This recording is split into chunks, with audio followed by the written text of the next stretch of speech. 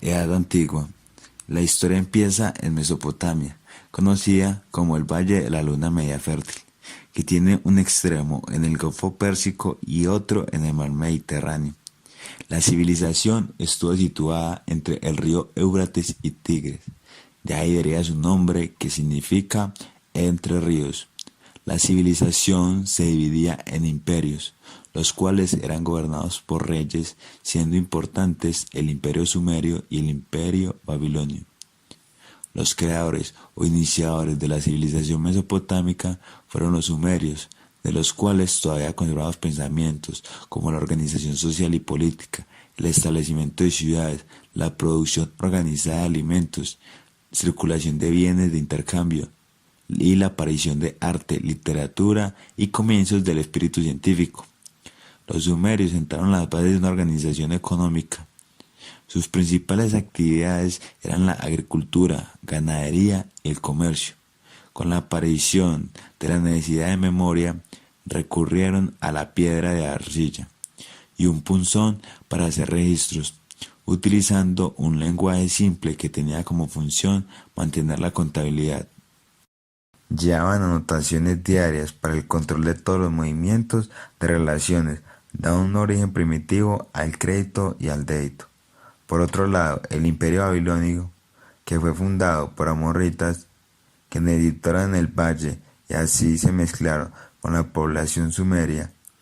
Después de muchos años de conflicto llega el rey Hammurabi, que llega alrededor de los años 2000 a.C. al poder.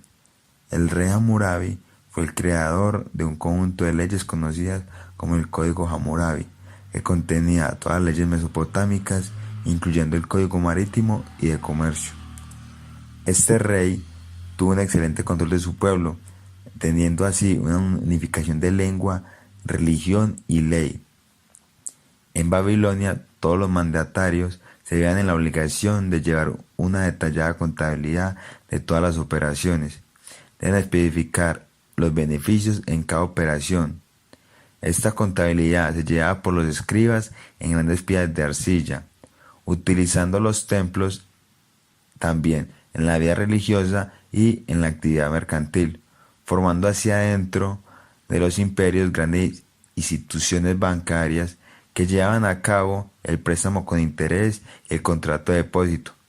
En otra parte del mundo se encuentra la civilización egipcia, la cual era autónoma e independiente de las demás civilizaciones, la cual conllevó una evolución con ritmo diferente con respecto a las demás.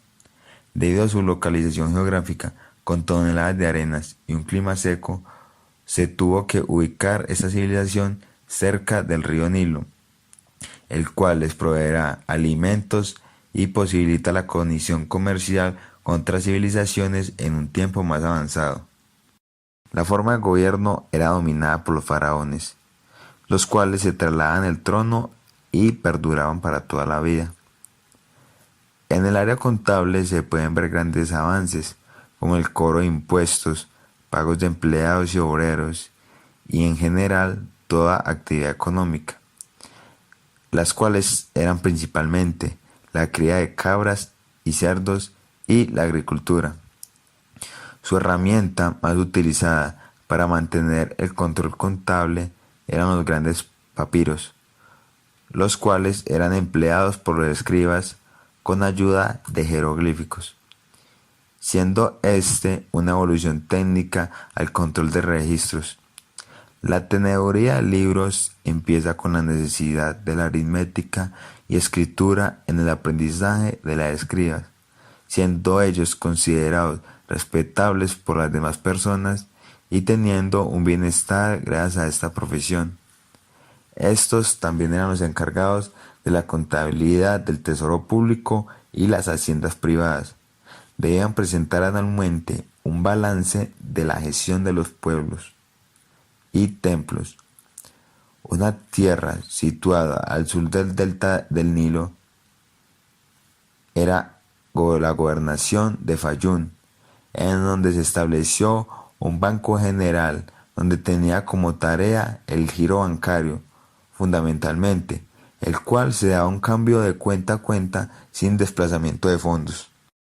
En la civilización griega, se dirigía más al descubrimiento y al pensamiento de preguntas, formalizando la filosofía, geometría y matemáticas, dando también grandes avances que se remontan a los tiempos de ahora, desarrollando así la agricultura y arquitectura de una forma más avanzada, siendo así considerados la cultura base de la civilización occidental, dando como origen a la estructura democrática. Esta civilización estaba formada por diversas aldeas, las cuales eran autónomas e independientes, pero luego fueron transformadas en ciudades, siendo las más conocidas Atenas y Esparta. La principal actividad económica fue la agricultura, la explotación esclava, el pastoreo de animales y la flota marítima. Los banqueros inicialmente fueron los sacerdotes, al mismo tiempo tomando como bancos los templos. En el templo de Delfos, el cual se obtienen muchos registros tales como placas de mármol que contabilizaban las ofrendas de los fieles. A mediados del siglo V surgen los primeros bancos privados, volviendo a Atenas la metrópolis financiera, desarrollando una vida mercantil basada en su imperio marítimo. Quienes se dedicaban a las transacciones bancarias eran los trapecitas o banqueros, los cuales también empleaban el cheque y eran los encargados de llevar la contabilidad, con la cual se debía utilizar dos libros: los efemérides o diarios y los trapecita gramata o libro de las cuentas, los cuales se registraban todas las actividades con fechas de entrada y salida.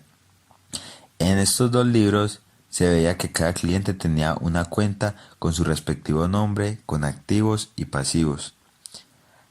Atenas poseía el Tribunal de Cuenta de los 10, que era una institución de vigilancia de la hacienda, los cuales se encargaban de comprobar cuentas y administrar justicia del que no cumplía con la ley contable.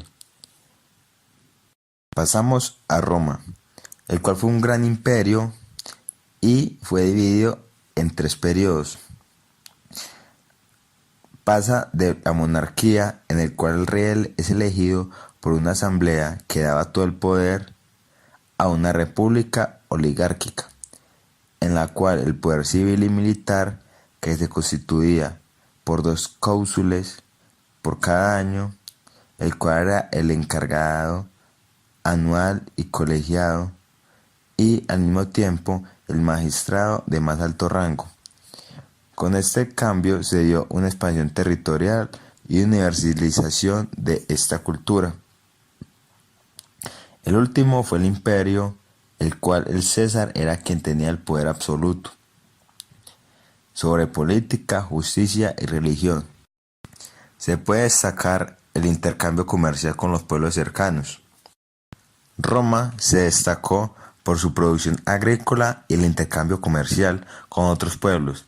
Esta actividad conllevó hallar contabilidad, como su cultura era meticulosa y formalista, por lo cual llevaron contabilidades con los comerciantes, los banqueros y los particulares.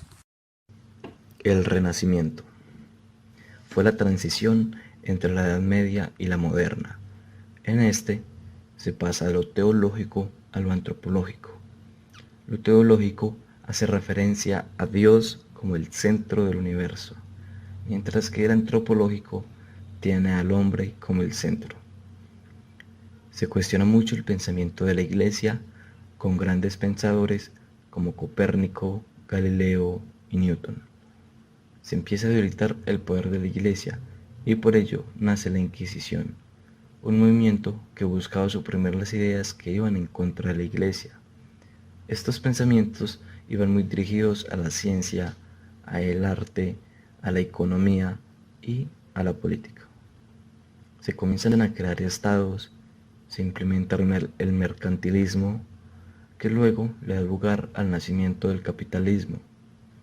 Se hacen nuevos descubrimientos científicos sobre la Tierra, y se le da lugar al regreso de los desnudos en el arte. Ahora pasaremos a lo que es el descubrimiento de América. Aquí nace el deseo por navegar. Cristóbal Colón tiene el proyecto de encontrar una mejor ruta hacia la India, y la reina Isabel de España es quien lo financia. Por error se topa con un nuevo continente, y aunque él seguía creyendo que era la India, luego lo llamaría América. Se empieza entonces a traer la cultura española a este nuevo continente, se evangelizan a las personas, llegan enfermedades, se explotan a los nativos y se acaba casi en su totalidad la cultura existente. Todo esto lo que hizo fue darle a España un poder mucho más grande debido a las riquezas que saqueaban en América. Por este tiempo, un monje alemán llamado Martín Lutero se rebela contra algunas acciones de la Iglesia, como las indulgencias y el pago de diezmos. Se genera entonces una revolución por toda Europa, llamada la Reforma Protestante, con países como Bélgica, Inglaterra, Holanda y Suiza. Pero se da también origen a la Contrarreforma, donde se apoyaba a la Iglesia, y el país que más lo hacía era España. Se dan enfrentamientos entre países que apoyaban a la Iglesia y los que no. Hablamos entonces de enfrentamientos como la Guerra de la Reforma y la Guerra de los 30 años. En Francia se empieza a centralizar el poder y con Luis XIV se decide que él es el Estado y nace el Estado absolutista. En 1709 se publica en Ámsterdam el libro llamado El arte de llevar libros de cuentas con partida doble y se crean las cuentas generales. Esta obra sería ampliada más adelante con términos como capital, bancos, intereses bancarios, comisiones, lucros, balances, entre otros. Ahora pasaremos a la edad contemporánea, que ha sido marcada por enfrentamientos como la Ilustración, que fue detonante en el cambio del pensamiento vivido. Nace el contrato social, creando la idea del Estado moderno, haciendo posible la formulación de derechos humanos. La Revolución Francesa se da debido a la rebelión de las multitudes. Se crea la Asamblea Nacional Constituyente, se crean los derechos humanos y nace lo que se conoce como Estado Social de Derecho. En Francia se da la primera manifestación de una ciencia contable. La Revolución Industrial es un cambio grande. Surge en Gran Bretaña con la invención de las máquinas de vapor y más adelante la máquina textil. Se habla entonces de proletariado y de burguesía, donde los dueños de las empresas explotan a sus trabajadores. Se ve más adelante la Primera Guerra Mundial. Se da entre 1914 y 1918, donde se enfrenta la Triple Alianza constituida por Alemania, Italia y el Imperio Austrohúngaro y el triple entre Inglaterra, Francia y Rusia. Ese enfrentamiento tenía como objetivo dominar ciertos territorios, la posesión de materias primas y de ciertos mercados. Esta tendría su fin con el Tratado de Versalles.